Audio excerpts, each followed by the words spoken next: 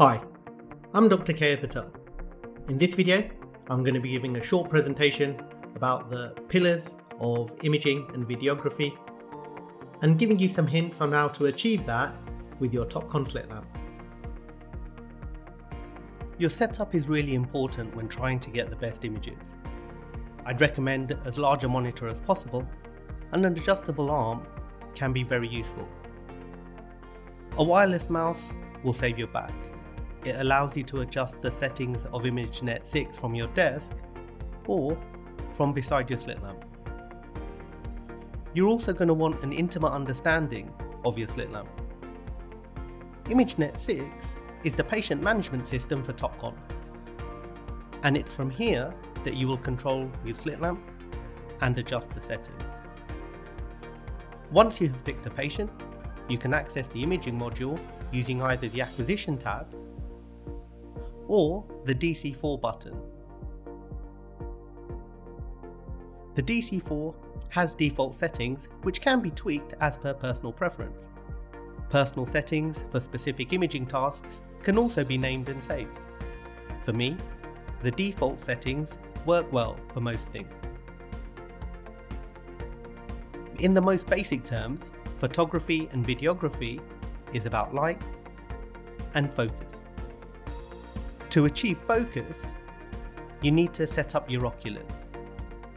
This can be done with or without your spectacles, and you want to do it each eye individually. Firstly, rotate the eyepiece clockwise to achieve maximum plus, which should be very blurry, and then rotate anti-clockwise until the object is first in focus. This should mean that you are minimally accommodating. And this is best achieved with the focusing rod, if you can find it. This is also a great way to check that the viewing and illumination systems are coupled about a fixed focusing point.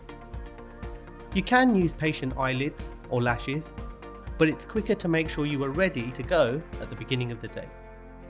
Here is an example of front surface drying on a scleral lens.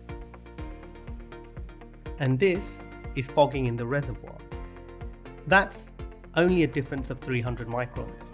And if you are not correctly focused, you will struggle to pick up the subtle details. So how do we control the amount of light reaching the subject? You can use a rheostat, adjust the slit width or slit height, or change the neutral density filter.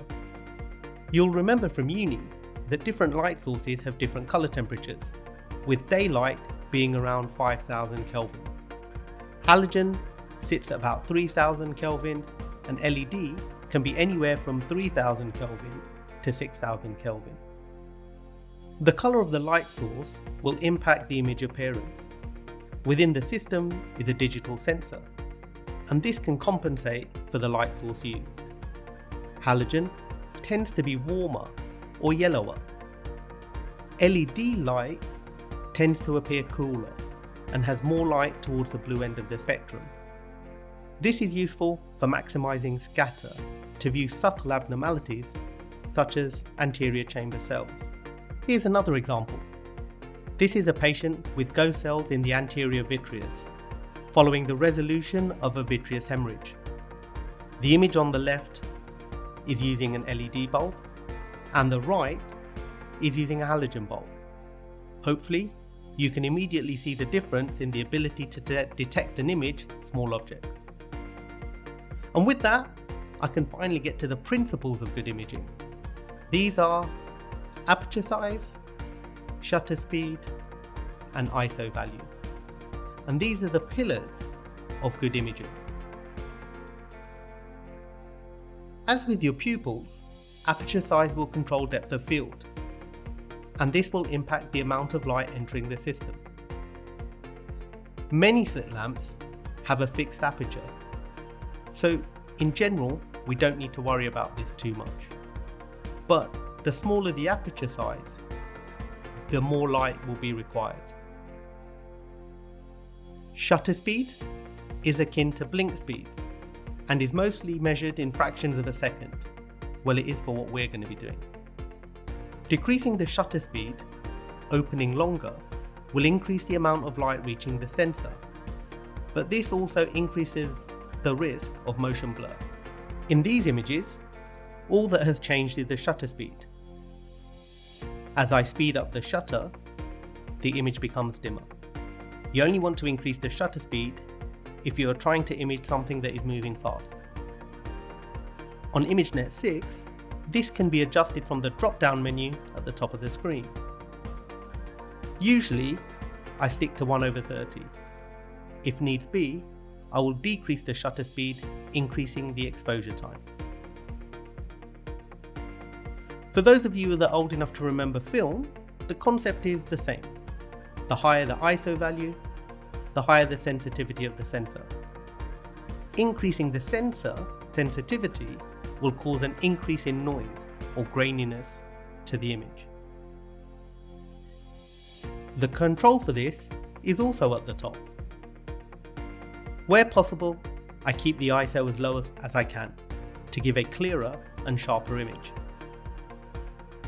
This is a video to demonstrate the impact of changing the ISO value on what can be imaged and the quality of the image. As the ISO goes up, so does the sensitivity, and you can start to see the cells in the anterior chamber. But the image becomes grainier. You use the same principles for taking images as you do for recording video. This is an example of fluorescein images. Increasing the ISO gives a brighter image, but it is less sharp. I will usually change the shutter speed before changing the ISO, and even then, try to keep it as low as possible. Now you know the basics. What adjustments can you make to enhance your imaging? Firstly, the diffuser. When taking lower magnification images, the diffuser allows an even spread of light over the subject. This is an example of an eye with no diffuser, and this is it with the diffuser in place. Note that the object is less washed out with bright reflections, and you are seeing a more accurate representation of the eye. Secondly, changing magnification. You're going to need to remember that increasing the magnification will need increased illumination. Thirdly, use the excitation and barrier filters to enhance detection and improve imaging. The three main ones we use are sodium fluorescein. This should be viewed with a cobalt blue filter and Rattan 12 barrier. Topcon have a special cobalt filter that is a bit turquoisey and a special barrier filter. They are designed to work specifically with the wavelength of the light source. Lissamine green is viewed with white light, and you can use a Rattan 92 externally to enhance this.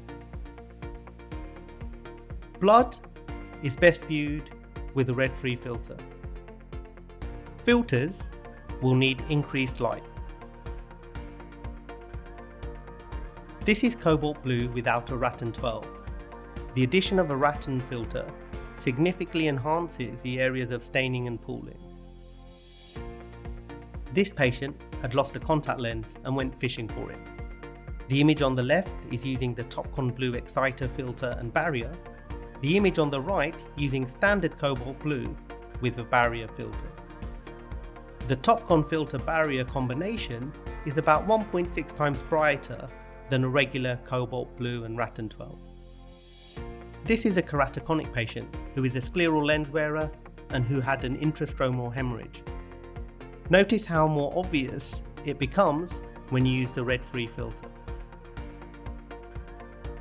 This is Lissamine green, pretty obvious with just white light. Some of the more subtle staining is visible with the Rattan 92 in place. This is the option to have the BG5 module. As mentioned earlier, this can produce background illumination. This is an example of pellucid marginal degeneration with and without background illumination. Or supply an infrared source to allow meibomian gland imaging. This is a lower lid meibography.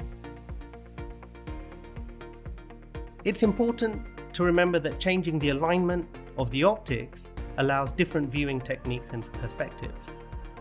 Specular reflection, allowing assessment of the corneal endothelium. This is a patient who has had corneal cross-linking and PRK, and then was unfortunate enough to have foreign body trauma. In this view, you can see corneal thinning and edema. Uncoupling the illumination system from the viewing system will allow you to offset the light position from the focus point. Very useful for retroillumination and sclerotic scatter. In summary, you want to keep the room as dark as possible. Advise the patient that it may be bright.